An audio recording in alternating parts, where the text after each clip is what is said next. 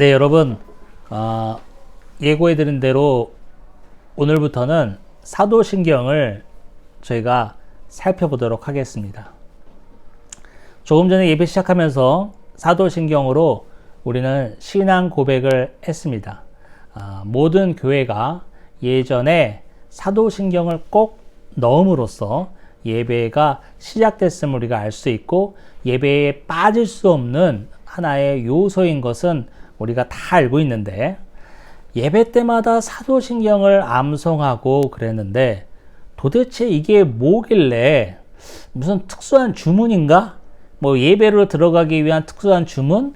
또 주기도문은 예배가 끝났다는 특수한 주문? 뭐 이런 정도로 알고 있는 분들이 많이 계십니다. 저도 50년간 교회 다니면서 사도신경을 암송을 했는데, 오늘 저와 함께 한 절씩 살펴보면서 사도신경의 의미가 이런 거구나, 이렇기 때문에 우리가 날마다 예배 시간에 암송을 해왔구나라는 인식이 생기기를 간절히 바랍니다. 여러분, 사도신경은요, 영어로는 The Apostle Creed라고 그래가지고 사도의 신경, 이런 뜻이에요. 그럼 사도는 알겠죠? 12 제자로부터 시작된 사도를 말하는 거죠. 그럼 신경은 뭐냐? 신경은 뭐 몸속에 있는 뭐 신경, 이런 신경이 아니라, 신경은 여러분 신조라는 말과 같은 말이에요. 신경과 신조가 같은 말인데, 그 뜻은 뭐냐면요, 성경의 가르침에 근거하여 진리로 믿고 있는 것을 고백하고 선언하는 조항을 말합니다. 성경의 가르침에 근거하고 진리로 믿고 있는 것들을 고백하고 선언한다는 것이, 이 조항들이 바로 신조예요. 그러면 목사님, 사도 신조라고 해서 그러면 사도들이 이거를 고백하고 선언했습니까? 라고 묻기 쉬운데, 정작 꼭 그렇지만은 않아요. 그렇지만은 않은데 한번 살펴보도록 하겠습니다. 우리가 성경에 근거하여 진리로 믿고 있는 것을 고백하고 선언하는 조항이라고 그랬잖아요. 그러니까 믿고 있는 바를 선언하는 거예요. 신앙 고백이라고 할 수 있어요. 그래서 이 신조, 신경, 이 말을 우리가 잘 알고 있는 터툴리안이라든가 또 어거스틴, 이런 초대 교부들은 심벌이라는 말을 사용했다고 그래요. 그래서 심벌은 상징, 표시잖아요. 그래서 신경이라는 말이 바로 우리 믿음을 상징한다, 우리의 믿음을 표시한다라고 생각을 해서 이 신경이라는 내용을 심벌이라는 말로 많이 쓰기도 했습니다. 자, 성경에는요, 신앙을 고백하는 예가 많이 나옵니다. 출애굽기 15장에도 나오고, 또 시편 여러 곳에서도, 다윗의 시에서도 자신의 신앙을 고백하는 내용도 참 많이 나오죠. 그 다음에 신약에 와서는 우리가 잘 아는 베드로의 고백, 주는 그리스도요 살아계신 하나님의 아들이시도이다 라고 하는 베드로의 고백도 나오고, 그 유명한 마태복음 16장에 가면은 베드로 고백이 나오고, 저 뒤에 가면은 요한복음 20장에 가면은 도마의 고백이 나와요. 그렇죠? 도마가 옆구리에 손을 넣고 나서 고백을 하는, 자신의 신앙을 고백하는 내용도 나와요. 이렇게 성경 구약과 신약에 있어서 자신의 신앙을 고백하는 예는 참 많이 있습니다. 자, 그러면은 우리 사도신경이 도대체 언제부터 생겼냐가 중요한데, 그 역사와 기원을 살펴보도록 하겠습니다. 초대교회의 역사를 보면은 사도신경은 언제나 세례 준비와 연관이 되어 있습니다. 세례식과 연관이 되어 있다는 거예요. 세례를 받을 사람들은 먼저 자신의 신앙을 고백해야만 했어요. 그래서 초대교회에서는 세례를 받을 사람에게 이런 사도신경의 문항 하나하나를 가르치고 그거를 다 숙지하고 이해하게 만들었고요. 딱 세례식이 딱 거행되잖아요. 그러면은 제가 이제 세례를 집례하는 목사고, 누가 이제 A 집사님이 세례를 받는다고 칩시다. 그러면은 제가 묻는 거예요. A 집사님은 전능하신 하나님과 이 하나님이 천지와 천지를 만드신 창조주임을 믿습니까? 라고 질문합니다. 그러면 집사님이 네, 저는 하나님이 전능하신 하나님이고 천지를 지으신 창조주임을 믿습니다라고 대답을 해요. 그리고 나서 물에 잠갔다가 다시 일어나는 거예요. 처음에 우리의 원래의 세례는 예수님도 요단강에서 세례 요한에게 세례 받을 때도 그랬지만 우리 몸을 완전히 물에 잠궈야 되는 거예요. 원래의 세례의 형식은 물에 몸을 완전히 잠갔다가 다시 일어나죠. 그래서 잠갔다는 의미는 내가 십자가에서 죽는다라는 의미고 다시 물 밖으로 나옴으로 내가 다시 살아났다. 예수 그리스도의 구원으로 복음으로 살아났다는 의미가 들어있어요. 그런데 현대 교회에서는 그렇게 물에 잠갔다가 일어나지는 않고 약식으로 목사님이 손에 물을 묻혀서 이렇게 머리에 얹고 안수하는 식으로 약식으로 거행되지만 지금도 침례교에서는 세례를 할 때 뭐 수영장이나 또 욕조가 있는 곳을 빌려서 세례식을 거행하죠. 자, 이렇듯 한 3번 정도의 질문을 했다는 거예요. 세례 받을 자에게 이렇게 또 묻는 거예요. A 집사님은 예수 그리스도가 하나님의 유일한 아들이심을 믿습니까? 묻는 거예요. 그러면 A 집사님이 나는 예수 그리스도는 하나님의 유일한 아들이심을 믿습니다. 대답을 하고 또 물에 잠갔다가 다시 일어나. 이렇게 한 3번 정도 질문을 하고 세례 받는 사람이 대답을 하면서 물에 잠갔다 일어나는 형식이 초대교회에서 거행된 세례식의 모습이라고 많은 문헌에서는 말하고 있습니다.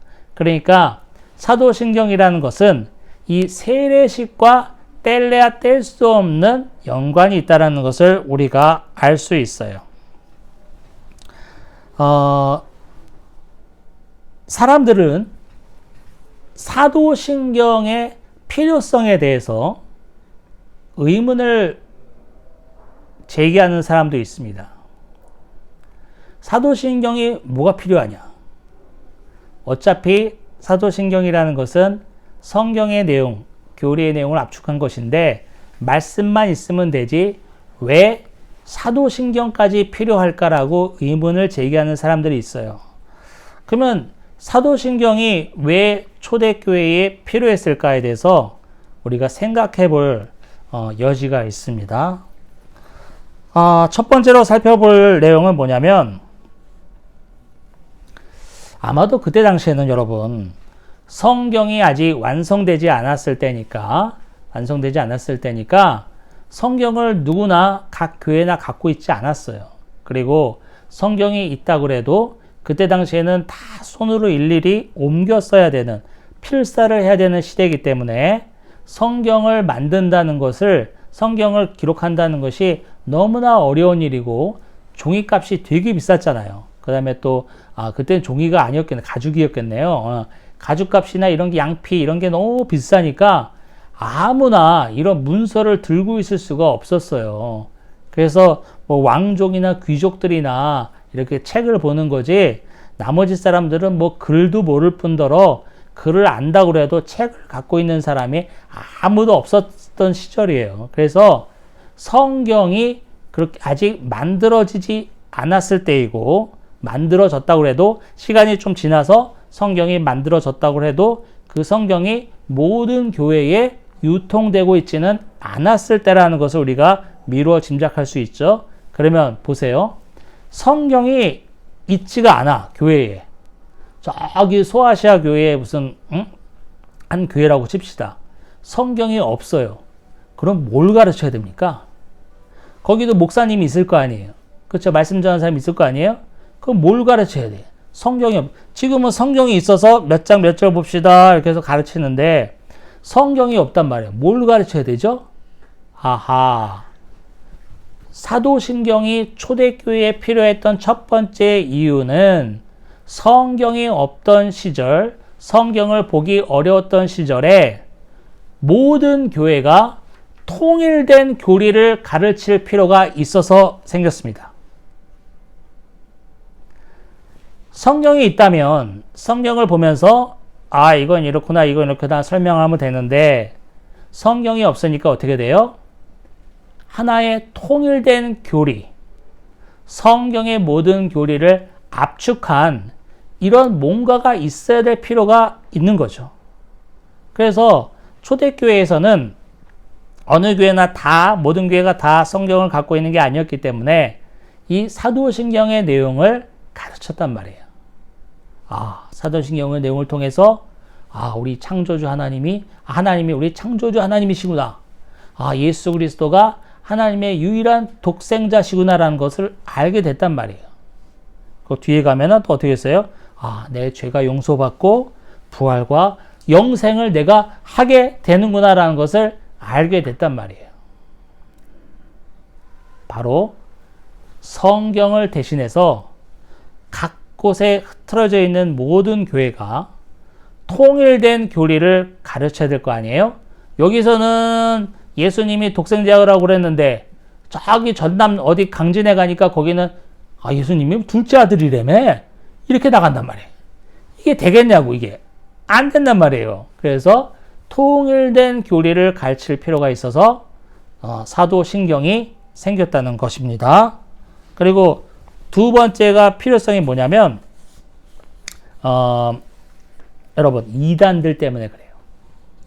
지금도 그렇지만 그때 당시 초대교회 당시에도 수많은 이단들이 있었어요. 말도 못합니다. 이단들이. 지금도 말도 못하지만 그 초대교회도 말도 못해요. 예수 그리스도가 성육신한 것을 인정할 수 없다. 하나님 자신, 하나님 본체이신 분이 어떻게 이렇게 더러운 몸을 입고 이 땅에 오냐라고 예수 그리스도의 성육신을 부정하는 이단에서부터 시작해서 예수 그리스도는 하나의 인간이지 하나님의 아들이 아니었다, 하나님이 아니었다라고 주장하는 이단에 이르기까지 정말 다양하게, 아주 다양한 스펙트럼으로 수많은 이단이 있었어요. 이게 초기라 그렇죠. 초기라 그래요. 왜냐하면 아까 말씀드렸다시피 통일된 경전, 성경도 없을 때잖아. 그러니까 누가 잘못 안 거를 어디 가서 설교하고 가르치면 그게 성경의 내용이 되어버리는 거야. 그게 얼마나 2단, 3단이 나오기 쉬워요. 똑같은 교과서가 있으면 진도에 맞춰서 이거를 가르칠 텐데 똑같은 교과서가 없으니까, 교과서가 아예 없으니까 어디서는 인수분해 가르쳤다가 어디서는 적분 가르쳤다가 막 이런단 말이야. 지금 막 난리 치는 거예요. 이런 위험한 시기에 우리 교회를 지키기 위해서는 이단을 대적할 수 있는 뭔가가 있어야 됐단 말이에요. 그게 바로 사도신경이야. 사도신경은 성경의 모든 신구약의 교리를 압축해 놓은 것인데, 이것 말고 다른 것을 전하는 것들은 다 이단인 거예요. 또 이것 내용을 하나라도 빼고 전달하는 것이 있다면 그것도 이단인 거예요. 그래서 수많은 사람들이 복음 전도자라고 그러고 설교자라고 그러고 교사라고 그러고 각 초대교회를 돌아다니면서 가르치는데 믿을 수 있어야 말이지. 지금이야 무슨 아이고 그 양반 그래도 저기 총신대 신학대학원 나왔다며 이러면 그래? 이런데 그때 신학교가 있어? 뭐가 있어? 그냥 내가 사도입니다 하고 가르치면은 그냥 그걸 듣고 2단이고 3단이고 그냥 듣고 따르게 돼 있는 거예요. 그런 시기에 이 사람이 전달하는 게 성경에 맞는 것인지 아니면 안 맞는 것인지 알 수 있는 유일한 척도가 바로 사도신경이라는 거예요. 이것 말고 다른 것을 전하면 다 이단이고, 이것 내용을 하나라도 빼고 전달하는 자가 있다면 그것 또한 이단인 거예요. 그래서 이단이 들끓는 초대교회 상황에서 교회를 지키기 위해서 사도신경이 꼭 필요했습니다. 자, 그래요. 여러분, 사도신경의 한번 구조를 한번 볼까요? 우리 여러분 그 주보 옆면에 보면 구조가 나와 있는, 구조가 아니라 사도신경, 이거는 이제 현대어 버전인데요. 세 파트로 나눠져 있음을 볼 수 있어요. 그렇죠? 사도신경은 이렇게 크게 보면 세 파트로 나눠져 있습니다. 그래서 첫 번째 파트 볼까요? 첫 번째 파트는 성부 하나님에 관한 내용이에요. 그렇죠, 여러분? 성부 하나님에 관한 내용이에요. 그 두 번째 파트 볼게요. 두 번째 파트 보니까 이거는 뭐죠? 성자 하나님에 관한 내용이에요. 그렇죠? 그리고 마지막 세 번째 파트에는 성령 하나님이 언급되면서 그 다음에 더 뒤에 보면은 죄를 용서받는 것과 몸의 부활과 영생을 믿습니다라는 내용을 통해서 성도의 성화의 내용이 담겨져 있어요. 이렇듯 사도신경은 성부, 성자, 성령 하나님 삼위일체적으로 구성되어 있어요. 그래서 삼위일체를 정확하게 인식해야 할 필요가 있는 것이고, 이렇게 성경의 내용에 삼위일체가 들어가 있기 때문에 우리 신구약 성경을 다 통틀어서 연구해 보면 그 안에 삼위일체적인 접근이 얼마나 많이 있어요.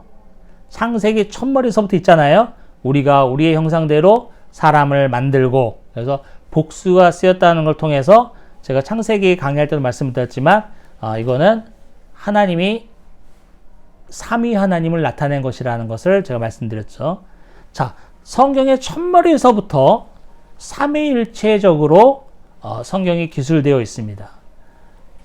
성경을 교리적으로 정확하게 요약하고 집약한 것이 사도신경이기 때문에 역시 삼위일체적인 구조를 갖고 있는 거예요. 세상 사람들은 우리에게 질문을 합니다. 뭐라고 질문하냐면, 아니 교회 다니면 뭐 믿는 거야? 뭐 믿는 거야? 물어본단 말이에요. 그럼 뭐라고 대답하셔야 돼요? 우리는요. 뭐 예수님 믿는다, 뭐 하나님 믿는다, 이렇게 대답할 수도 있겠죠. 근데 사실은 그건 정확한 답은 아닙니다. 아니 교회 다니면 뭐 믿는 거야 도대체? 물어보면 우리는 사도신경을 읊어줘야 돼요. 이러한 내용을 우리가 믿는 거다. 그게 정확한 답이고요. 하이델베르크 요리문답 22번에 이런 내용이 있습니다. 그리스도인들은 무엇을 믿어야 합니까? 라는 문답이 있는데 그 답은 이래요. 사도신경에 잘 정리되어 있습니다. 정확한 요점입니다. 그래서 앞으로 맨날 교회 가서 뭐 하는 거야? 뭐 믿는 거야 도대체? 그러면은 사도신경을 읊어줘요. 내가 신앙하는 바가 이런 내용입니다. 내가 믿는 바가 이런 내용입니다라고 답할 수 있어야 됩니다. 자, 사도신경은 그러면 도대체 언제부터 만들어지기 시작했을까에 대해서 많은 학자들의 이야기가 있는데, 아까 말씀드렸다시피 초대교회 세례식에 쓰였다라는 그런 문헌은 참 많이 있어요. 1세기의 사도전승에도 쓰여져 있고, 그런데 이 AD 주후 140년경에 로마 신경이라는 게 있어요. 그거는 이제 문헌으로 남아 있는데 이게 AD 140년경에 쓰여진 문헌이거든요. 거기에 이렇게 나와 있어요. 오늘날 사도신경과 아주 흡사합니다. 제가 읽어드리겠습니다. 전능하신 하나님 아버지를 내가 믿사오며 또 그 외아들 우리 주 예수 그리스도를 믿사오니 그는 성령으로 동정녀 마리아에게서 나셨으며 본디오 빌라도에게 십자가에 달리사 장사 지낸 바 사흘 만에 죽은 자 가운데서 다시 살아나시고 하늘에 오르사 이하 생략하겠습니다. 이런 내용을 볼 때, 주후 140년경에 쓰였다라는 로마 신경의 내용이 지금의 사도신경과 매우 흡사한 걸 보아서 사도신경은 우리가 생각하는 것보다 더 빠른 초대교회에서부터 통용되기 시작했다는 것을 알 수 있고요. 오늘날과 완전히 똑같은 라틴어 사도신경의 그 기원은 주 750년경에 나온다고 그래요. 750년경에는 이제 라틴어로 지금 사도신경과 완전히 똑같은 형태가 발견된다고 합니다. 그래서 그 전부터 쭉 사용되고 있었지만 지금 사용되는 우리가 쓰고 있는 사도신경과 똑같은 형태는 한 AD 750년경에 쓰였다라고 할 수 있어요. 사도신경은 아까 말씀드렸다시피 성부, 성자, 성령 삼위일체 하나님, 창조주 하나님, 또 구속주 하나님, 모든 내용, 신구약의 모든 내용을 아우르고 있습니다. 그래서 사도신경이야말로 우리 성도들이 반드시 알아야 할 내용이고, 내가 신앙하는 바를 묻는 이에게 대답할 때 내가 사도신경의 내용을 설명해 주므로 나는 이러한 내용을 신앙하는 사람이라고 답할 수 있어야 합니다. 현대교회에도 수많은 이단들이 있습니다. 그 이단들을 구별할 수 있는 유일한 방법도 바로 사도신경입니다. 사도신경 외에 다른 것을 가르치는 것들은 다 이단이고, 사도신경의 내용 중에 하나라도 빼고 가르치는 것들이 있다면 그것 또한 이단입니다. 초대교회에서부터 교회를 공격했던 이단 세력들은 2000년이 지난 지금도 여러 곳에서 여러 모양으로 교회를 공격하고 있습니다. 우리 주위에도 신천지나 구원파나 해서 많은 이단들을 보지 않습니까? 그들을 구별할 수 있는 방법. 목사님, 걔네들도 성경 들고 다니던데, 걔네들도 다 예수님 얘기하고 막 그러던데. 그렇죠. 하지만 면밀히 들여다보면 사도신경의 내용을 가르치지 않는 것들이 있을 겁니다. 또 사도신경에 나와 있지 않은 내용을 가르치는 부분이 있을 거예요. 이 예화를 끝으로 말씀을 접으려고 합니다. 여러분, 그 달러화 있잖아요. 달러. 이 달러가 위화가 얼마나 많아. 그렇죠? 위조 지폐가 정말 많죠. 정말 많아요. 위화가. 그래서 이 달러의 위조 지폐를 감별하는 특수한 감별사들이 있는데, 이 감별사들은 하루에도 여러 그냥 변이가 생기고 다양한 위조 지폐가 나오는 이 상황 속에서 계속 새롭게 나오는 위조 지폐를 자꾸 만져보면서 자신의 능력을 높이는 게 아니라 원 지폐만 만든다고 해요. 위조가 아닌 진짜 달러만 그 사람은 계속 아침 저녁으로 손으로 만진다고 그래요. 왜요? 그 느낌과 다른 것들은 다 위조니까. 사도신경이 그렇습니다. 우리가 신앙하는 바, 내가 믿는 바, 교회 와서 도대체 뭘 믿는 거냐? 그 신앙하는 바가, 또 신앙해야 할 바가 사도신경에 쓰여져 있습니다. 다음 주부터는 한 문장 한 문장씩 도대체 뭔 내용인지 살펴봄으로써 내가 그리스도인으로서 이렇게 신앙을 고백해 왔구나, 또 고백해야겠구나라는 새로운 다짐이 우리 안에 있기를 간절히 바랍니다. 기도하겠습니다. 하나님 아버지 감사합니다. 오늘부터 우리가 사도신경을 살펴봅니다. 초대교회에서부터 생겨난 사도신경, 지금 우리가 평생 예배드리면서 날마다 주일마다 암송했는데 이게 과연 무슨 내용인지 알고자 원합니다. 한 주 한 주 진행될 동안 우리를 깨닫게 하여 주옵소서. 깨닫는 바를 또 살아낼 수 있는 은혜를 허락하여 주옵소서. 예수님의 이름으로 기도합니다. 아멘.